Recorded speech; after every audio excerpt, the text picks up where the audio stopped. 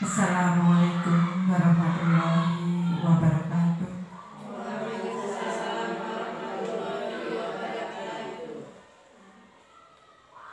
Yang terhormat Ibu Tuti Haryati SPD selaku narasumber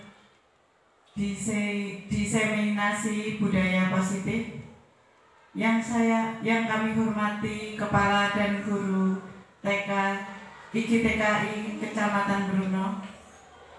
Marilah pertama-tama kita panjatkan puji syukur kehadirat Allah Subhanahu wa Ta'ala yang mana telah melimpahkan rahmat taufiknya kepada kita semua sehingga pada pagi siang hari ini dapat berkumpul di TK Aba Blibiran tanpa ada halangan suatu apapun. Mari kita ikrarkan dengan bacaan hamdalah. Alhamdulillahirabbil alamin. Mohon izin saya selaku moderator akan menyampaikan susunan acara pada hari ini. Yang pertama, pembukaan. Yang kedua, materi diseminasi budaya positif oleh narasumber Ibu Tuti Haryati SPD. Acara yang ketiga, tanya jawab atau diskusi. Acara yang keempat, penutup.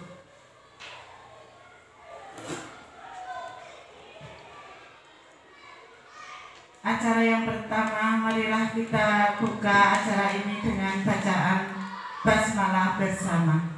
Bismillahirrahmanirrahim. Acara yang kedua, materi diseminasi budaya positif oleh narasumber Ibu Tuti Haryati SPD. Kepada beliau kami persilakan. Mohon izin berdiri Ibu-ibu. Sebelumnya, Assalamualaikum warahmatullahi wabarakatuh. Waalaikumsalam warahmatullahi wabarakatuh. Alhamdulillahirabbil alamin. Pada kesempatan pagi hari ini kita dapat bertatap muka. Kalau kemarin kita sudah bertatap maya, hari ini kita bertatap muka secara langsung di TK Aba Blibiran untuk menyebarkan pemahaman tentang budaya positif. Bapak Ibu yang saya hormati, maaf Ibu-ibu tidak ada bapaknya karena ini guru TK. Ibu-ibu yang saya hormati, mohon izin sebelum saya mulai diseminasi positif hari ini, mohon izin untuk berdiri sejenak. Kita akan melakukan ice breaking terlebih dahulu. Monggo Ibu-ibu.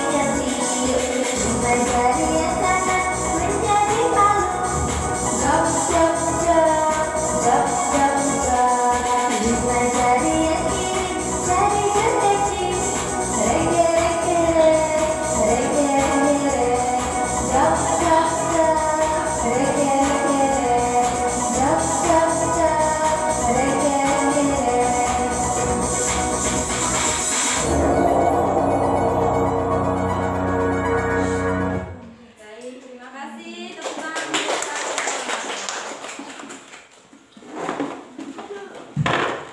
Terima kasih ibu-ibu, hari ini sudah mulai panas deh, sudah mulai berkeringat, sudah siap mengikuti materi hari ini ibu-ibu? Siap. Sebelumnya saya ingin mengucapkan selamat datang di TKA Pipiran dan saya ucapkan terima kasih kepada ibu-ibu sekalian telah menginvestasikan waktu untuk dapat menghadiri undangan pada pagi hari ini.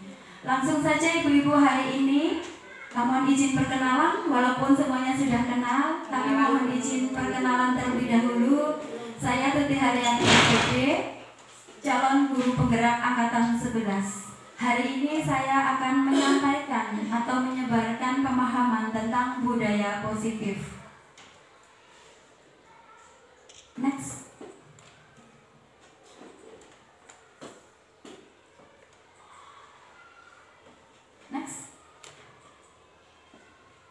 Yuk, sebelum kita mulai, boleh semuanya tersenyum selama 30 detik. Ya.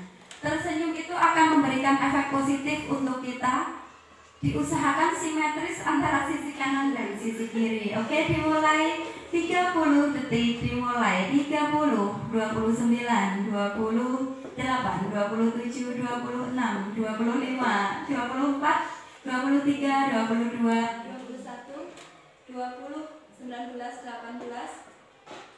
17, 16, 15, 13, 12, 11, 10, 9, 8, 7, 6, 5, 4, 3, 2, 1. Tepuk tangan untuk kita semua. Mohon maaf ibu-ibu, setelah tersenyum perasaannya bagaimana? Senyum hati, kayak tidak ada beban gitu. Baik, lanjut.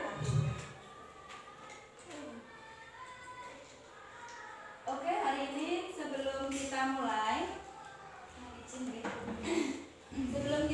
kita akan membuat kesepakatan terlebih dahulu. Kesepakatan forum diseminasi hari ini, yang pertama menghargai siapapun yang menjadi pendengar, menghargai siapapun ya, setuju? Sepakat? Setuju. Yang kedua, menjadi pendengar yang baik, setuju? Setuju. Yang ketiga, ada lagi mungkin? Kesepakatan kita hari ini selama 1 jam ke depan, selain menghargai siapapun yang ada di ruang ini, menjadi pendengar yang baik, ada lagi yang ketiga? Mengikuti boleh dibantu ditulis Bu Ramli yang ketiga. Oke, apa tadi yang ketiga? Mengikuti kegiatan sampai selesai Bu Tuti. Oh, baik.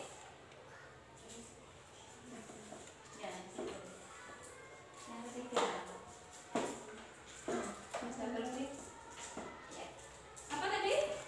Mengikuti kegiatan sampai selesai. Oke, mengikuti kegiatan sampai selesai, tidak boleh bolos, guys. Nggih. Setuju sepakat? Setuju. Kegiatan bukan.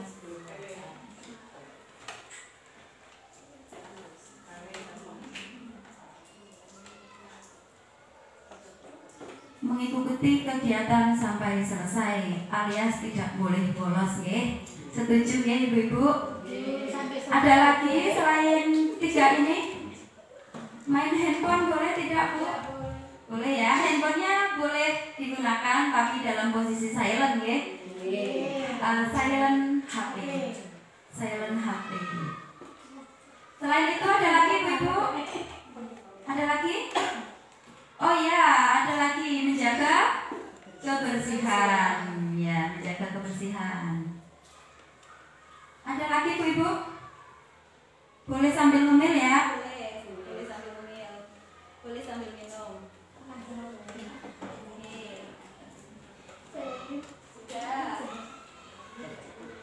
Sudah ada 5 ya hari ini kesepakatannya. Yang pertama menghargai siapapun, yang kedua menjadi pendengar yang baik. Berarti kalau ada yang berbicara harus mendengarkan. Yang ketiga mengikuti kegiatan sampai selesai alias tidak boleh bolos. Yang keempat HP-nya di silent.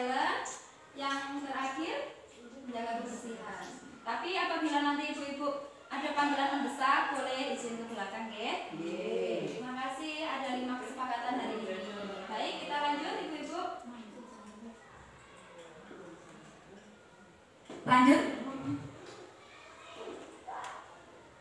Nah, di sini kita akan belajar tentang disiplin positif. Seorang guru yang baik harus memiliki kemampuan dalam mewujudkan budaya positif di sekolah. Budaya positif tersebut dapat dijalankan dengan menerapkan konsep-konsep. Ada 6 konsep. Yang pertama, disiplin positif. Yang kedua, motivasi perilaku manusia. Yang ketiga, keyakinan sekolah atau keyakinan kelas. Yang keempat, kebutuhan dasar manusia. Yang kelima, posisi kontrol, restitusi. Dan yang keenam, segitiga restitusi. Jadi hari ini ada 6 materi yang akan kita pelajari bersama-sama. Next. Yang pertama, disiplin positif.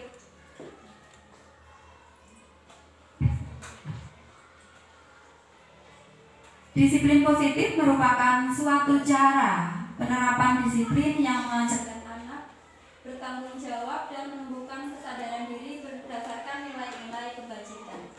Nilai-nilai kebajikan itu kira-kira ada apa saja Bu Ibu? Nilai-nilai kebajikan yang harus kita terapkan, yang harus kita tumbuhkan kepada anak ada apa saja? Ada tanggung jawab, apalagi nilai kebajikan, kerjasama, betul. Ada apa lagi? Toleransi, ya. Lagi saling menghargai, betul. Apa lagi? Tolong menolong, ya. Ada lagi? Jujur. Oke, lanjut. Semua itu adalah nilai-nilai kebajikan yang harus kita tumbuhkan kepada diri anak. Disiplin positif lebih ke arah disiplin diri yang dapat mengontrol diri dalam melakukan segala tindakan. Next. Disiplin diri dapat membuat murid memahami dan menyadari berdasarkan motivasi internal, bukan akibat dari paksaan, ujian, ataupun hukuman. Jadi disiplin positif itu berdasarkan dari kesadaran masing-masing, bukan karena diperintah, bukan karena dipaksa. Itu lahir dari kesadaran diri masing-masing atau motivasi internal diri siswa. Next. Di sini ada 6 karakter profil pelajar Pancasila. Ada apa saja nggak Ibu? P5. Profil pelajar Pancasila yang pertama, beriman, bertakwa kepada Tuhan Yang Maha Esa dan berakhlak mulia. Yang kedua, mandiri. Yang ketiga, kebinekaan global. Yang keempat, gotong royong. Yang kelima, kreatif. Yang keenam, bernalar kritis. Baik, lanjut. Yang kedua adalah motivasi perilaku manusia. Untuk motivasi perilaku manusia terbagi menjadi 3. Yang pertama, motivasi manusia bisa disebabkan karena untuk menghindari ketidaknyamanan atau hukuman. Yang kedua, untuk mendapatkan imbalan atau penghargaan dari orang lain. Yang ketiga, untuk menjadi orang yang mereka inginkan dan menghargai diri sendiri dengan nilai-nilai yang mereka percaya. Jadi motivasi perilaku manusia itu ada 3 hal. Yang pertama, menghindari ketidaknyamanan atau hukuman. Contohnya, ibu-ibu ada yang tahu? Misalnya, seorang anak itu melakukan suatu kegiatan atau perintah karena mereka berusaha untuk menghindari hukuman. Nah, misalnya kita membuat peraturan. Peraturannya itu anak-anak tidak boleh membuang sampah sembarangan. Nanti ada konsekuensi atau hukumannya. Mungkin anak-anak ini melakukan hal tersebut, membuang sampah di tempat sampah karena takut akan dihukum. Itu motivasi karena ketidaknyamanan atau hukuman. Yang kedua, motivasi anak-anak untuk mendapatkan imbalan atau penghargaan dari orang lain. Ini contohnya apa, Bu? Ini banyak diterapkan di TK. Apa ini? Ya, yang sudah selesai guru kasih bintang. Nah, ini imbalan gitu ya. Mungkin motivasi anak-anak akan berdasarkan ini imbalan. Jadi kalau gurunya hari ini tidak mengasih imbalan, anak tersebut tidak akan mengerjakan tugas sampai selesai. Nah, motivasi yang kedua ini karena adanya imbalan atau penghargaan dari orang lain. Kemudian yang ketiga, untuk menjadi orang yang mereka inginkan dan menghargai diri sendiri dengan nilai yang mereka percaya. Nah, ini nilai yang ketiga itu kesadaran dari diri anak. Nah, dari ketiga motivasi ini yang paling penting yang harus diterapkan adalah yang berapa? 3. Betul, yang berdasarkan motivasi sendiri atau intern dari diri anak. Oke, lanjut. Yang kedua adalah keyakinan sekolah atau keyakinan kelas. Next. Sebelumnya saya tanya dulu nih, Ibu-ibu sudah pernah membuat keyakinan kelas atau belum? belum? Ada yang sudah, ada yang belum. Apakah melibatkan siswa dalam membuat keyakinan kelas? Ya. Di sini guru dalam mewujudkan terbentuknya keyakinan sekolah atau keyakinan kelas dengan adanya kesepakatan antara guru dan murid. Ini contohnya, misalnya kalau ini kan TK ya, kita lebih membahas TK. Misalnya ini di TKB hari ini masuk, sebelum masuk guru memberikan, kita akan membuat keyakinan kelas dulu. Misalnya begini, anak-anak hari ini kita akan membuat keyakinan kelas untuk kelas B, misalnya di kelas B atau kelas anggrek misalnya begitu. Kira-kira keyakinan apa saja ya yang akan kita sepakati? Nanti kan guru bertanya, nanti anak-anak pasti berceloteh ya.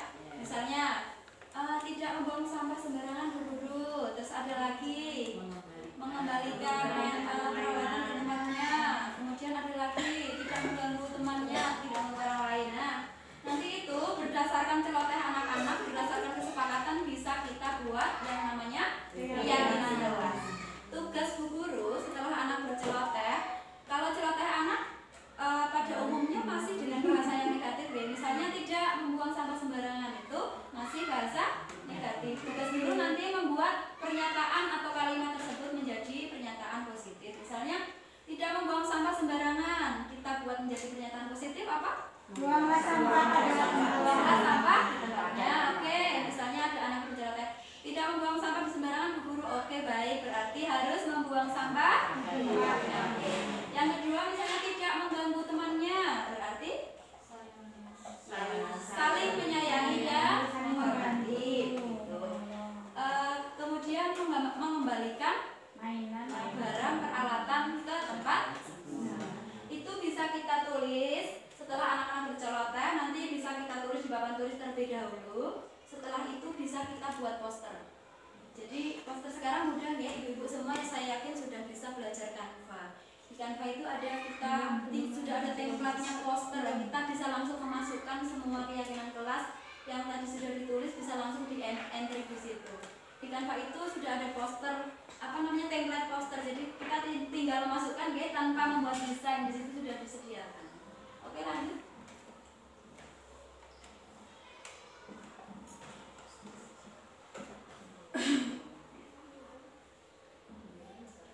Ini untuk keyakinan sekolah atau keyakinan kelas berupa pernyataan universal atau umum yang mudah diingat dan dipahami dan harus diterapkan di lingkungan sekolah. Next. Tadi kan berdasarkan memori.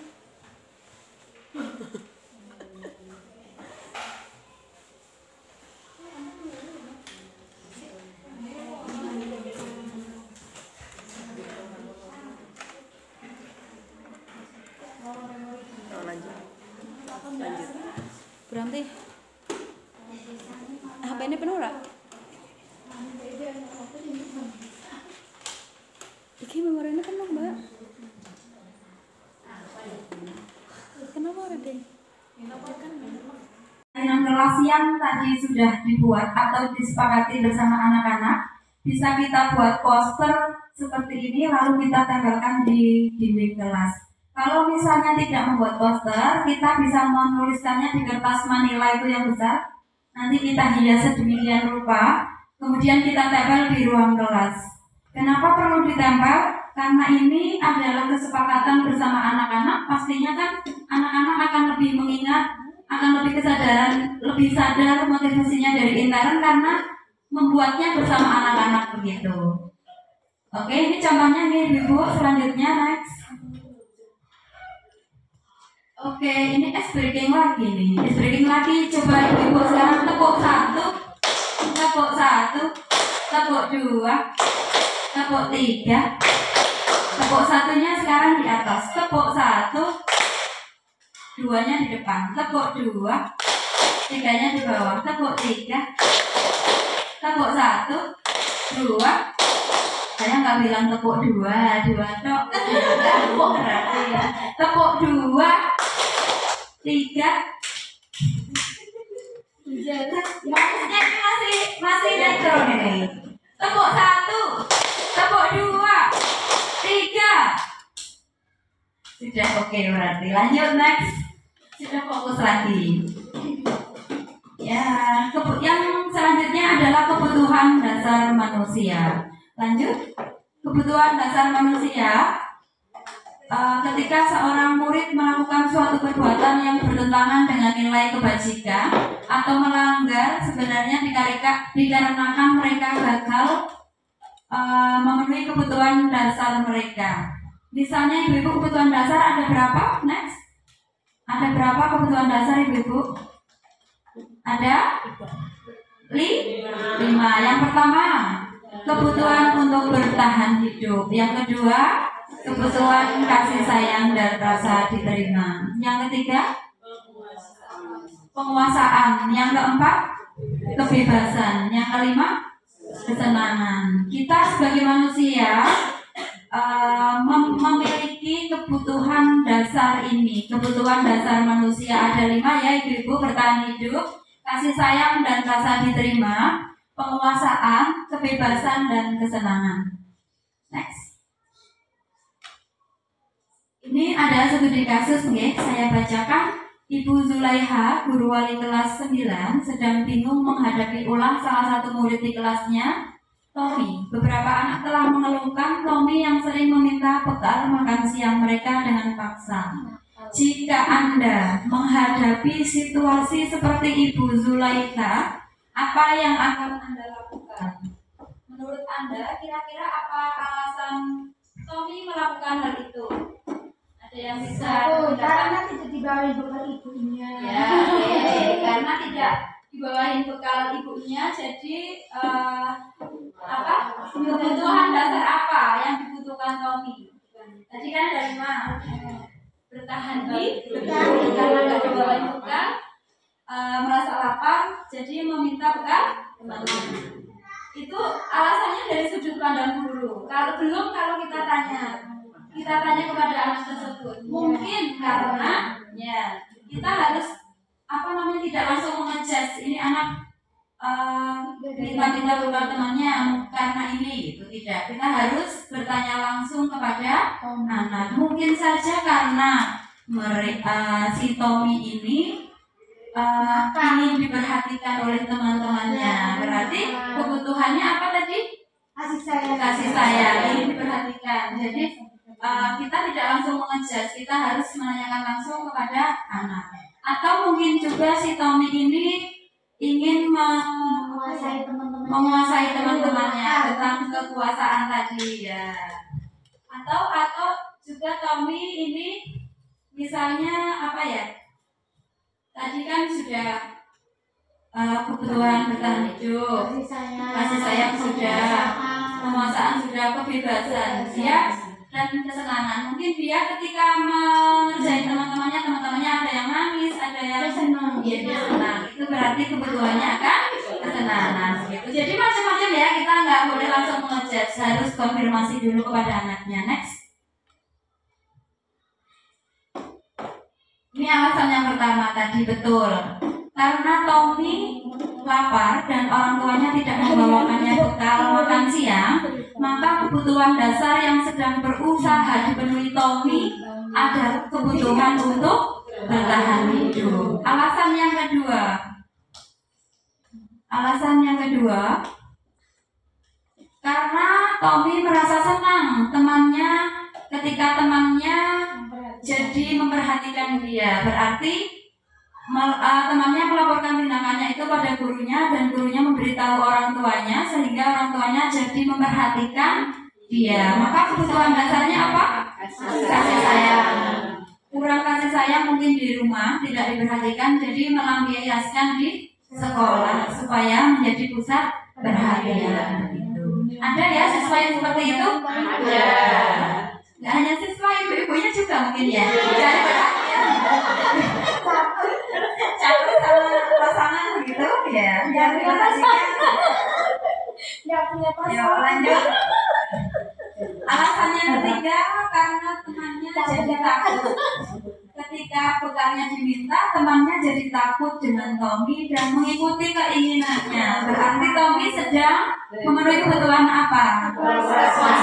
Dia menjadi penguasa gitu. Temannya takut pegannya diminta. Jadi ini kebutuhan dasarnya kekuasaan. Alasan yang keempat, karena Tommy merasa bosan dengan bekal makanan yang dibawakan ibunya. Misalnya dibawakan telur sama mie terus atau tempe terus bosan. Karena ibunya selalu membawakan bekal yang sama. Karena itu dia ingin mencoba makanan yang mungkin temannya ada yang ayam goreng, ikan goreng, ya. Nah, dalam hal ini Tommy sedang berusaha memenuhi kebutuhan dasarnya apa? Kebebasan, betul. Dia itu ingin mencoba makanan yang lain, ingin merasakan, jadi mengambil bekal temannya, ingin merasakan kebebasan. Selanjutnya alasan yang terakhir, Tommy melakukan karena iseng. Dan ia menikmati ekspresi wajah teman-temannya yang kesal. Jadi hanya iseng begitu. Ada ya kadang anak-anak iseng gitu, temannya nangis malah senang gitu ya. Ada. Nah, berarti Tommy sedang berusaha memenuhi kebutuhan apa? Nah, dia senang kalau temannya itu nangis, misalnya ekspresinya lucu begitu. Tommy senang. Jadi sudah mulai paham di sini ya 5 kebutuhan dasar manusia. Ya, oke, baik, lanjut. Yang selanjutnya adalah posisi kontrol restitusi. Lanjut. Nah, posisi kontrol guru itu ada 5 ibu-ibu. Yang pertama, mungkin ini yang sering dilakukan oleh kita. Guru sebagai penghukum. Guru sebagai pembuat merasa bersalah. Yang ketiga, guru sebagai teman. Yang keempat, guru sebagai pemantau. Dan yang terakhir, guru sebagai manajer. Sekarang coba refleksi diri masing-masing. Kira-kira selama ini, selama beberapa tahun ke belakang, kita itu sebagai guru yang mana dari 5 ini? Semuanya yang paling sering muncul, yang paling sering dilakukan. Menghukum? Waduh, guru menghukum ini. Guru sebagai teman. Sebagai teman, oke. Ya, ada 5 ya. Coba sekarang kita kupas satu persatu. Next. Di sini ada 5 posisi kontrol, ya. Ketika seorang guru menjadi guru yang penghukum, guru tersebut akan berbuat dengan menghardik, menunjuk-nunjuk, menyakiti, dan bahkan menyindir anak. Itu dengan perbuatan. Dengan perkataan, kalau kamu tidak melakukannya, awas ya, atau rasakan gitu. Berarti ini guru sedang menjadi posisi kontrol ke hukum. Kemudian hasilnya ketika guru menjadi penghukum, anak akan semakin memberontak, menyalahkan orang lain dan bahkan berbohong. Dan kemudian ketika kita menjadi guru pembuat rasa bersalah, itu guru berceramah dan mengatakan seharusnya kamu begini, seharusnya kamu begitu, atau ibu kecewa sama kamu. Itu membuat anak merasa bersalah karena dengan perkataan itu. Kemudian kamu seharusnya begini begitu. Kamu sudah tahu ibu lelah sekali mengatakannya, ibu stres misalnya. Itu juga membuat anak merasa bersalah. Sering nggak ibu mengatakan seperti ini? Sering. Itu posisi kontrol guru sebagai pembuat rasa bersalah. Pembuat misalnya ada anak yang melakukan hal yang tidak kita inginkan, kemudian kita mengatakan kamu harusnya begini, kamu siapa itu. Nah, si anak tersebut merasa bersalah. Ini yang dikatakan sebagai guru sebagai pembuat rasa bersalah. Kemudian ketika guru sebagai teman, di sini membuat alasan-alasan untuk muridnya. Kemudian berkata, ayolah lakukan demi ibu, kita sebagai teman. Atau masa kamu tidak mau, ingat ibu tidak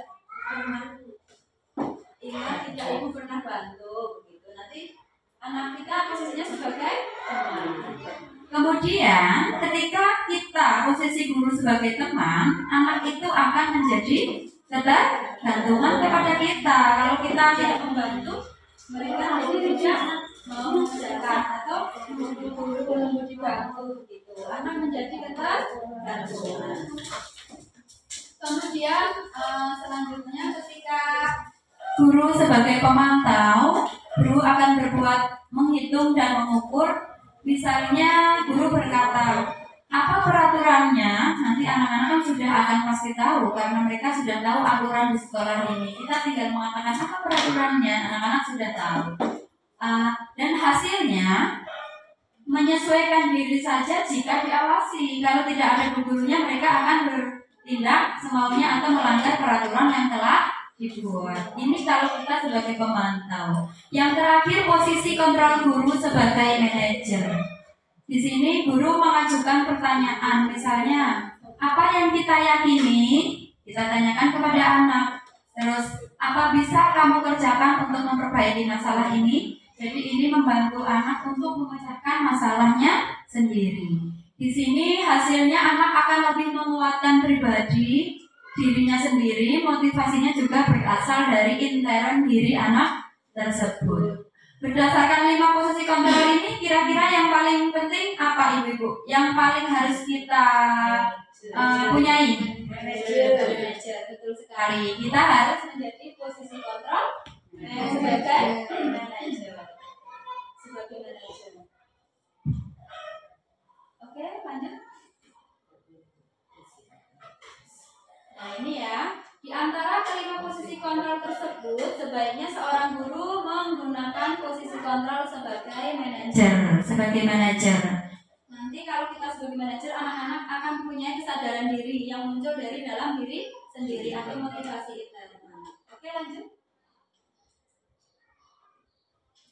Sebagai manajer, guru dapat membuat sesuatu bersama murid, mempersilahkan murid bertanggung jawab dan mendukung murid agar dapat menemukan solusinya. Misalnya kalau kebanyakan yang terjadi di TK apa Ibu-Ibu? Misalnya anak-anak menumpahkan minum temannya gitu. Ketika kita sedang berada di posisi manajer, yang kita lakukan apa Ibu-Ibu? Ya anak-anak, kalau kita kan posisinya manajer gitu. Tommy misalnya, Tommy sudah menumpahkan minuman Adi misalnya. Apa yang harus Tommy lakukan? Dia anak akan memecahkan masalahnya sendiri. Buat saya sudah menumpahkan nih, kira-kira apa yang harus saya lakukan? Gitu. Yang pertama minta maaf, betul. Yang kedua, ya betul. Membersihkan yang air sudah ditumpahkan. Jadi ketika posisi kontrol kita sebagai seorang manajer, kita membantu anak untuk menemukan solusi dari masalah yang terjadi. Kalau kita refleksi dari pengalaman kita, kira-kira sudah diterapkan atau belum posisi kontrol sebagai manajer ini? Sudah. Yang paling sering muncul posisi kontrol kita apa? Penghukum kah, teman, atau membuat merasa bersalah, atau sebagai manajer, sebagai teman ya. Padahal yang paling baik adalah posisi sebagai manajer. Oke, yang lalu berarti biar lalu Ibu. Sekarang kita lanjut. Yang sudah tidak usah diulangi lagi. Oke. Lanjut ya. Next. Selain itu, posisi manajer mengacu pada restitusi yang dapat menjadikan murid sebagai manajer bagi dirinya sendiri, sehingga dapat tercipta identitas positif pada diri murid. Oke, lanjut. Yang selanjutnya adalah segitiga restitusi. Apa ya segitiga restitusi? Restitusi itu kata-katanya kok sangat asing begitu. Segitiga restitusi ini ada 3 tahapan. Yang pertama, menstabilkan identitas. Yang kedua, validasi tindakan yang salah. Yang ketiga, menanyakan keyakinan. Jadi ada 3 tahapan segitiga restitusi. Yang pertama, menstabilkan identitas. Yang kedua, validasi tindakan yang salah. Yang ketiga, menanyakan keyakinan. Oke, lanjut. Yang pertama, menstabilkan identitas dilakukan berdasarkan prinsip bahwa membuat kesalahan adalah bagian dari proses pembelajaran yang nantinya akan menggeser identitas gagal ke arah identitas sukses. Next.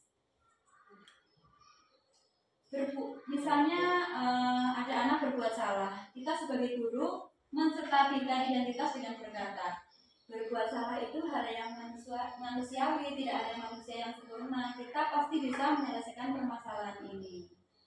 Kemudian kalau kamu menyalahkan dirimu sendiri terus menerus, apakah kamu bersikap baik pada dirimu sendiri? Misalnya gini, kalau di TK sering terjadi memukul ya, ada anak yang memukul temannya. Kita sebagai guru ingin menstabilkan identitas, kita berbuat begini. Ada anak yang merebut mainan temannya, ini merebut meminjam mainan teman itu boleh. Tapi harus bagaimana ya, kita bisa menanyakan. Terus anaknya bisa bilang, minta izin ke guru, betul, minta izin kan maksudnya kita menstabilkan identitas, kita tidak langsung mengejar anak yang ini itu, tapi kita harus menstabilkan identitas terlebih dahulu, menanyakan kepada anak.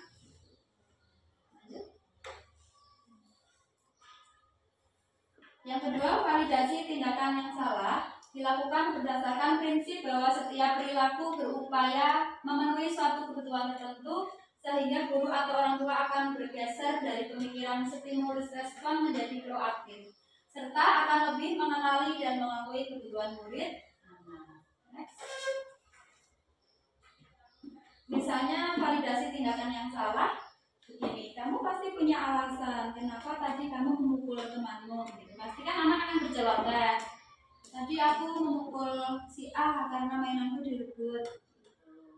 Terus kamu boleh tetap berusaha mencegah sikap itu, tapi tambahkan sikap yang lain yang baru. Misalnya misalnya kan tadi merebut, kalau kamu mau pinjam harus bagaimana, minta izin, kan begitu. Nah, kita juga bisa mengatakan kalau karena kamu sudah memukul temanmu, apa yang harus kamu lakukan gitu. Nanti kan bilang, anak-anak pasti bilang minta maaf guru ya, boleh seperti itu.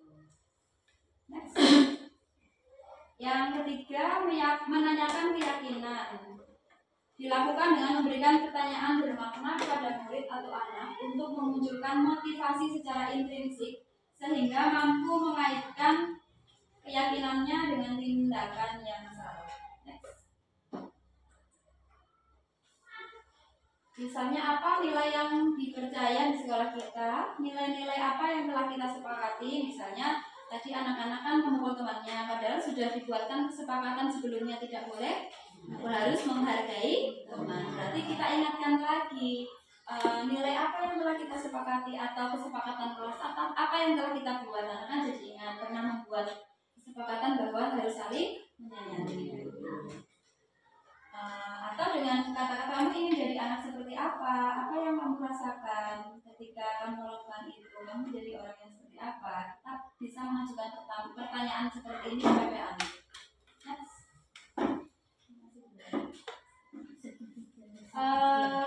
Selanjutnya, seorang guru yang baik harus memiliki kemampuan dalam mewujudkan budaya positif di sekolah. Budaya positif tersebut dapat dijalankan dengan menerapkan konsep seperti ini. Apa tadi? Disiplin positif. Yang kedua, motivasi perilaku. Motivasi perilaku manusia ada berapa tadi? Ada 5. Kebutuhan. Tadi motivasinya ada 3 karena hukuman, karena diiringi oleh imbalan, kemudian motivasi intrinsik, kemudian keyakinan sekolah atau keyakinan kelas yang harus kita buat bersama anak-anak. Kemudian kebutuhan dasar manusia ada berapa? Ya, ini pasti ingat. 5 apa saja? Kebutuhan hidup, penguasaan, yang kelima posisi kontrol restitusi. Ada berapa posisi kontrol kita? 5 apa saja? sebagai penghukum. Ya, guru sebagai penghukum. Guru sebagai Pembuat merasa. sebagai Yang ketiga, sebagai pemantau. yang kelima, Manajer. yang paling penting yang harus kita miliki. Kalau kemarin kita terbiasa sebagai guru sebagai penghukum, yang lalu biarlah berlalu. Untuk kedepannya kita sebagai manajer. Oke. Yang terakhir segitiga restitusi. Ada 3 tahapan apa saja? Menstabilkan identitas, validasi tindakan salah, yang terakhir menanyakan keyakinan. Oke, Bapak Ibu, demikian presentasi hari ini. Semoga video ini dapat menginspirasi. Akhir kata, semoga tergerak, bergerak, dan menggerakkan. Oke, untuk selanjutnya waktu saya kembalikan kepada moderator.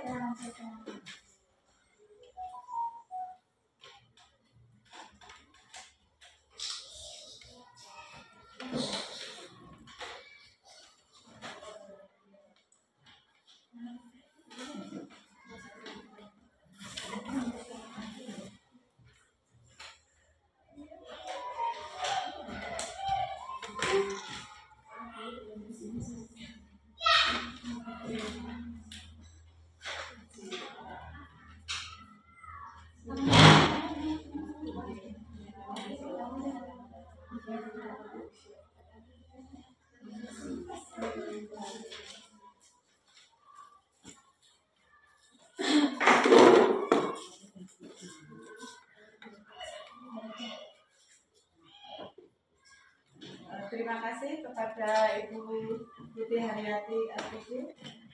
Acara yang ketiga, tanya jawab atau diskusi, silakan untuk 3 penanya pertama untuk bertanya, nanti langsung sekaligus dijawab oleh narasumber.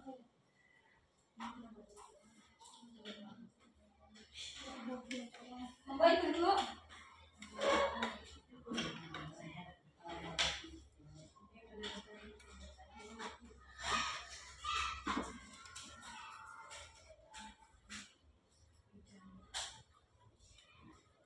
Ya. Assalamualaikum warahmatullahi wabarakatuh. Waalaikumsalam warahmatullahi wabarakatuh. Kami perkenalan dulu, kami dari PKP Cempedak yang kami tanyakan. Mungkin semuanya sudah melaksanakan bahwa kita berusaha untuk menjadi manajer yang baik di sekolah maupun bahkan di rumah. Kita sebagai wanita itu memang harus menjadi manajer, tidak hanya sebagai pendamping suami, tetapi sekaligus sebagai manajer. Yang kami tanyakan, bagaimana langkah kita supaya kita menjadi manajer yang lebih baik sesuai dengan yang diharapkan oleh anak. Itu yang kami tanyakan. Terima kasih. Baik, terima kasih Bu Ceria. Untuk pertanyaan pertama kami tampung dulu. Di sesi ini kami buka 3 pertanyaan, ya. Silakan untuk pertanyaan kedua. Yang kedua, Perkenalan dulu. perkenalkan nama saya Nicole Jana dari PKP Sidoarjo. Saya akan menanyakan tentang bagaimana cara menerapkan disiplin sekolah. Disiplin positif di sekolah. Di sekolah PAUD itu. Ya.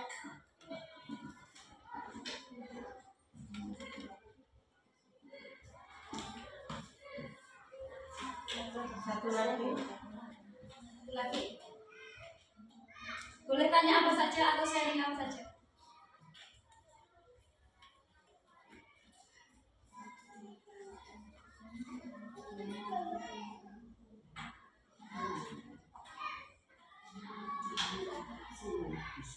Bu, satu lagi. Boleh Bu Upit? Silakan.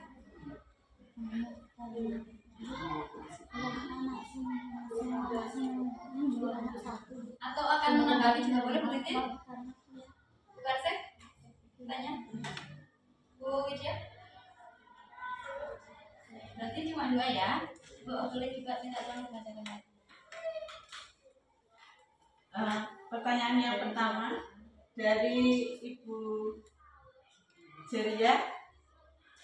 bagaimana langkah Untuk supaya menjadi manajer yang menjadi manajer yang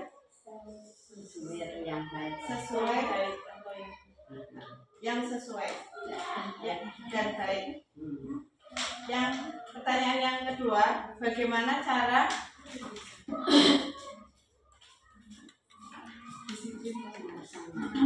menerapkan disiplin positif di sekolah?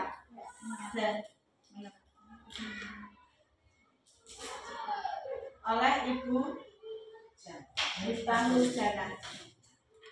Monggo Bu narasumber. Mohon izin menjawab ya. Ini sudah tidak ada pertanyaan lagi. Hanya dua. Deal? Yang saya akan coba menjawab pertanyaan dari Ibu Jaria. Tadi pertanyaannya bagaimana langkah supaya kita menjadi seorang guru. Tadi kan ada guru sebagai penghukum, sebagai pembuat merasa bersalah, sebagai teman, sebagai manajer.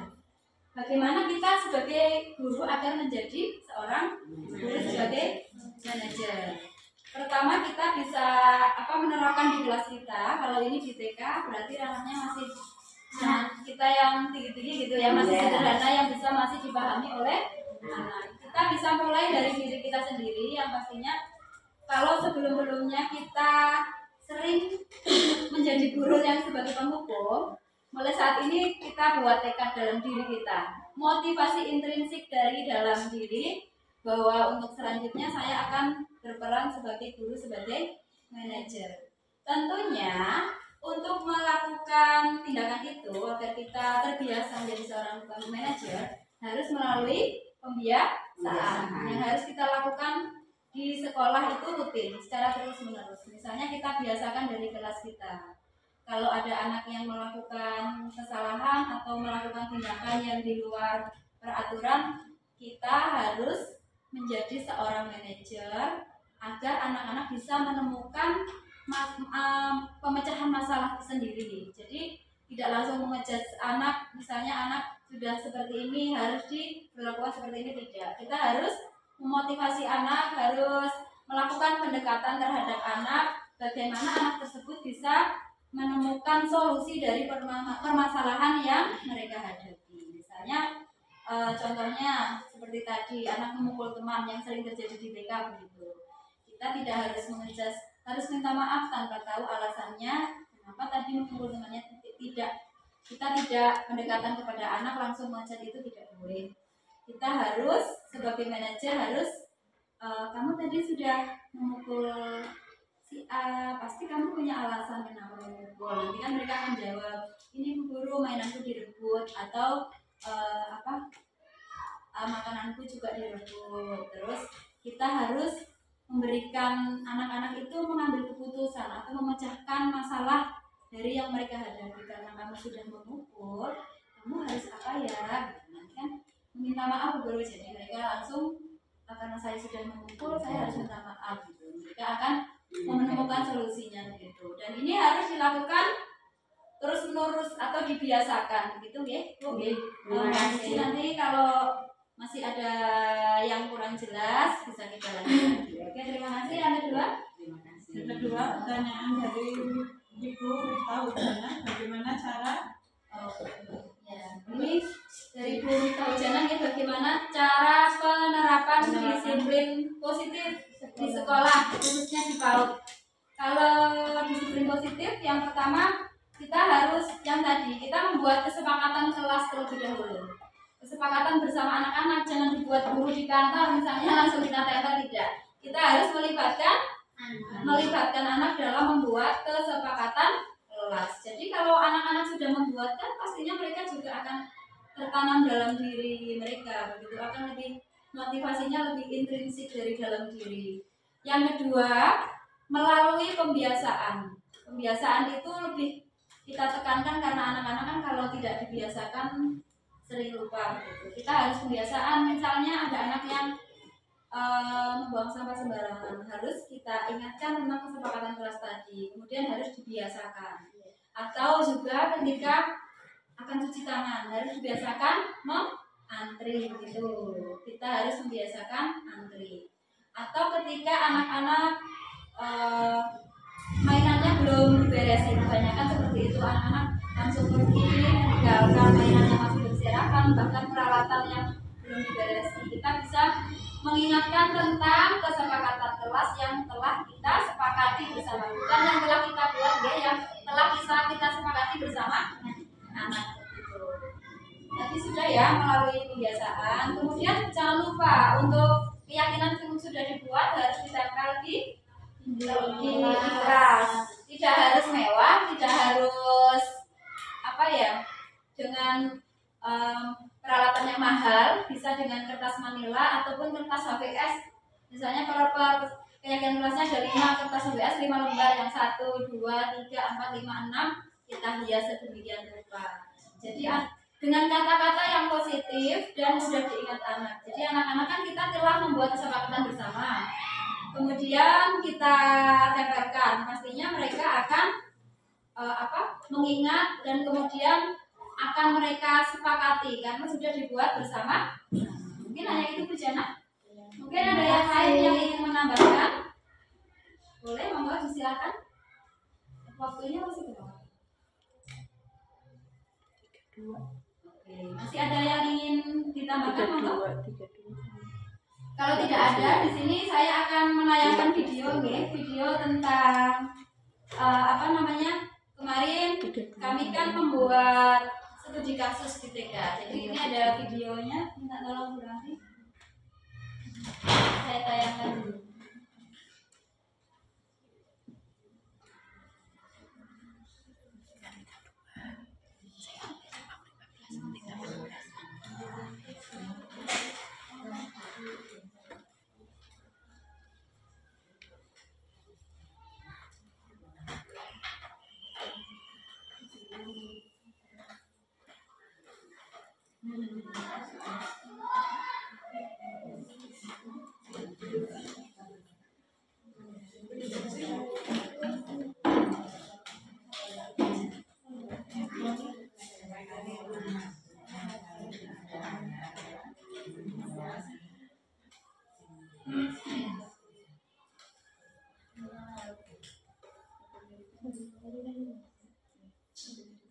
Mungkin ada yang ingin berbagi juga terkait disiplin positif di sekolah masing-masing, boleh?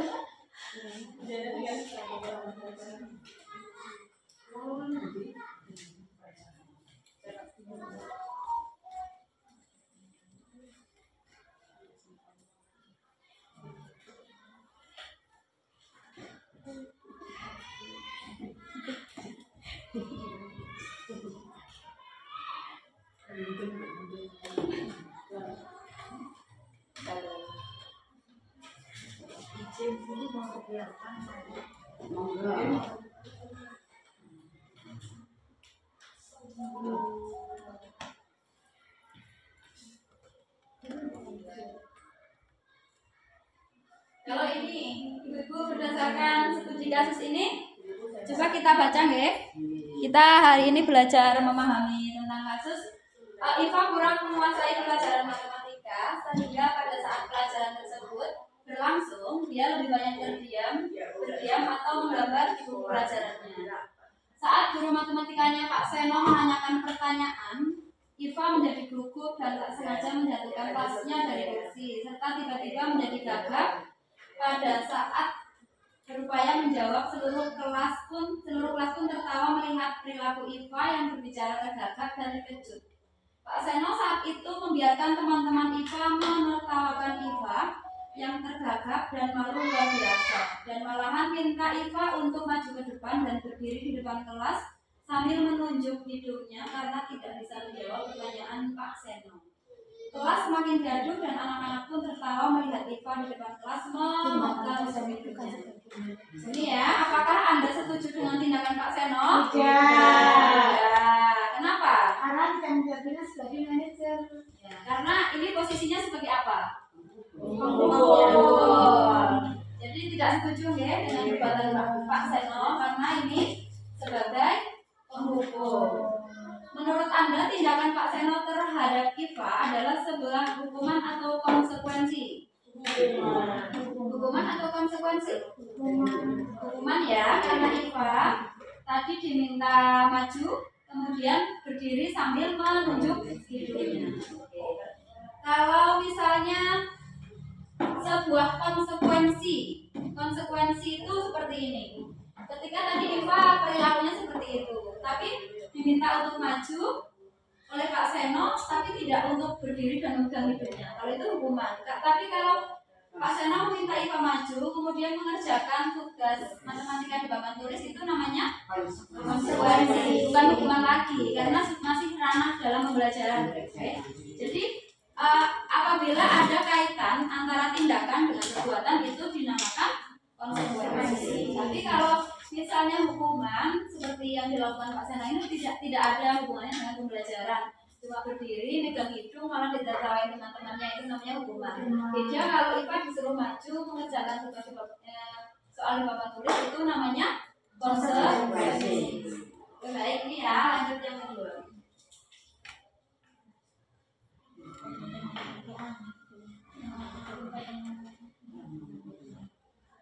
Kalau ini lari mengelilingi lapangan basket 2 kali karena terlambat hadir di sekolah, hukuman atau konsekuensi?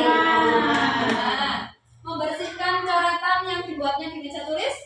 Konsekuensi. Oke. Murid diminta untuk push up 15 kali karena tidak menggunakan hukuman. Menggantikan kertas tugas teman yang telah dicoret-coret? Konsekuensi. Berjemur di lapangan basket pukul 12 karena mengobrol dengan teman? Hukuman. Murid diminta bertelanjang kaki sepanjang hari karena tidak menggunakan sepatu warna hitam sesuai peraturan sekolah? Hukuman atau konsekuensi? Apa sih diminta bertelanjang kaki sepanjang hari? Hukuman. Kalau ini berdiri di depan kelas sambil mengangkat kaki satu karena tidak menjawab pertanyaan? Hukuman. Terus kalau ini anak dihukum keliling lapangan pada saat jam olahraga karena tidak memakai kaos olahraga, hukuman atau konsekuensi? Sudah tahu ya, sudah mulai paham jadi sebuah ini ya. Hukuman, konsekuensi, hukuman. Nah ini tadi posisi kontrol kita. Nih, misalnya ada studi kasus. Pada hari Senin, Pak Harun tidak masuk sekolah. Pak Harun merupakan guru matematika. Saat itu Bu Wati menggantikan Pak Harun. Bu Wati baru 1 tahun menjadi guru SMP. Beberapa murid perempuan, Vivi dan Natali, mengetahui hal ini dan mulai menggunakan kesempatan dan bersikap seenaknya, tertawa dan tidak menggunakan kehadiran Bu Wati. Bu Wati mencoba menyapa Vivi dan Natali dengan ramah sambil mengingatkan untuk tetap fokus pada tugasnya. Bu Wati berkata seperti ini, ayolah tugasnya dikerjakan, nanti ibu ditegur bapak kepala sekolah kalau kalian tidak mengerjakan tugas, tolong bantu ibu ya. Namun Vivi dan Natali malah jadi tertawa. Ibu santai aja Bu, mereka tetap tidak mengerjakan tugas dan malah mengobrol. Menurut ibu-ibu, posisi kontrol Bu Wati sebagai apa dalam kasus ini? sebagai guru pengganti Pak Harun? Bukan, posisi kontrol. Tadi kan ada 5. Menghukum, membuat merasa bersalah, sebagai teman-teman aja. Sebagai apa? Teman dibuktikan dengan kata apa? Dengan apa? Dengan apa? Tolong bantu ibu. Ya, oke baik. Sebagai teman ya, dengan kata-kata tolong bantu ibu ya. Kayak sama temannya ya, tolong bantu ibu ya. Ada lagi, satu lagi sebagai apa? Sebagai apa? Tadi kan ada 5 posisi kontrol. Penghukum, membuat merasa bersalah, sebagai merasa bersalah. Ya. Membuat merasa bersalah dengan pernyataan yang mana? Jadi kan anaknya merasa bersalah kalau aku mengerjakan nanti dihukum sekolah dengan pernyataan ini, ayolah tugasnya dikerjakan. Nanti ibu ditegur bapak kepala sekolah kalau kalian melaksanakan tugas itu sebagai pembuat merasa bersalah. Kalau ini Anto dan Dino sedang bermain bersama di lapangan basket, tiba-tiba terlibat dalam sebuah pertengkaran adu mulut. Dino pun menjadi emosi dan menggunakan kontak fisik, menarik meja Anto dengan kasar sampai 3 kakinya terlepas. Pada saat itu, guru kita langsung menarik mereka dan membawa mereka ke ruang kepala sekolah. Ibu Suti sebagai kepala sekolah berupaya menenangkan keduanya, terutama Dino. Dino, sepertinya kamu saat ini sedang marah sekali. Karena itu, Dino pun mengalir bercerita tentang kekesalan hatinya. Ibu Suti pun melanjutkan bahwa membuat kesalahan adalah hal yang manusiawi dan bahwa mempertahankan diri adalah hal yang penting. Namun, meminta Dino memikirkan cara lain yang mungkin lebih efektif karena saat ini Dino berada di ruang kepala sekolah. Ibu Suti melanjutkan bertanya tentang keyakinan sekolah yang telah disepakati, serta apakah Dino bersedia memperbaiki kesalahan yang dilakukan terhadap Anto. Dino pun akhirnya perlahan mengangguk, kemudian Ibu Suti balik bertanya kepada Anto, hal apa yang bisa dilakukan Dino untuk memperbaiki masalah? Anto menjawab, saya perlukan kancing saya diperbaiki, Bu. Ibu saya akan sangat marah kalau melihat kancing baju saya sampai copot tidak begini. Ibu Suti pun kembali bertanya kepada Dino, apakah yang akan dia lakukan untuk menggantikan kancing Dino yang terlepas. Dari situasi kasus ini, Bu Suti posisi kontrolnya seperti apa? Manajer, karena Bu Suti ini ya mendengarkan dari kedua belah pihak masalah yang terjadi, kemudian menyampaikan kesepakatan jelas apa yang telah dibuat gitu. Kemudian ini juga Bu Suti telah menggunakan tiga restitusi tadi, menanyakan keyakinan, kemudian menstabilkan identitas. Sudah dilakukan oleh Bu Suti. Dari sini sudah mulai paham belum? Ya. Sudah ya, posisinya guru, pembuat merasa penghukum, pembuat merasa bersalah, teman, pemantau, dan manajer.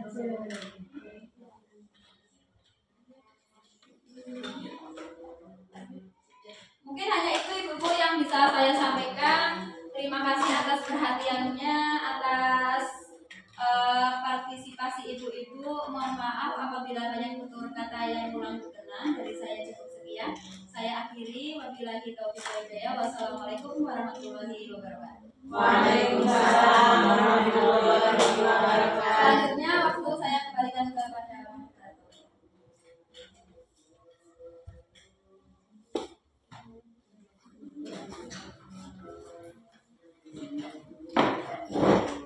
Tepuk tangan semuanya untuk narasumber.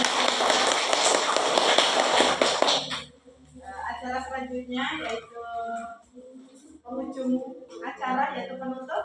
Marilah kita tutup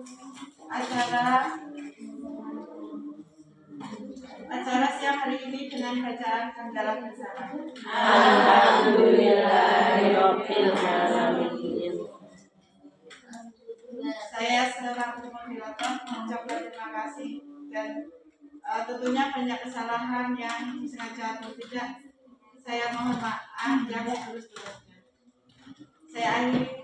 Wassalamualaikum warahmatullahi wabarakatuh. Waalaikumsalam.